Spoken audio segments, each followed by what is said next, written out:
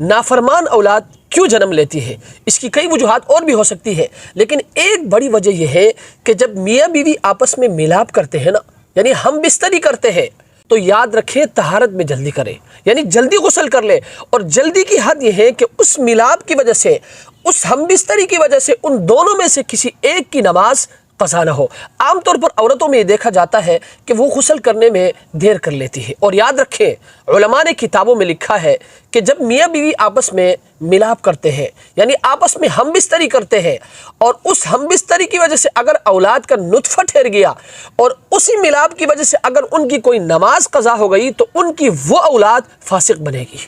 یعنی ان کے اندر فسق آ جائے گا، وہ اللہ تبارک و تعالیٰ کے نافرمان بنیں گے، پھر وہ ماں باپ کے بھی نافرمان بن جاتے ہیں۔ اس لیے کوشش یہ کرے کہ جب بھی میاں بیوی آپس میں ملاپ کرے، یعنی ہم بستری کرے، تو غسل کرنے میں جلدی کرے۔ اور جلدی کی حد یہ ہے کہ اس ملاپ کی وجہ سے، اس ہم بستری کی وجہ سے آپ میں سے کسی کی نماز قضا نہ ہو۔ اور یاد رکھیں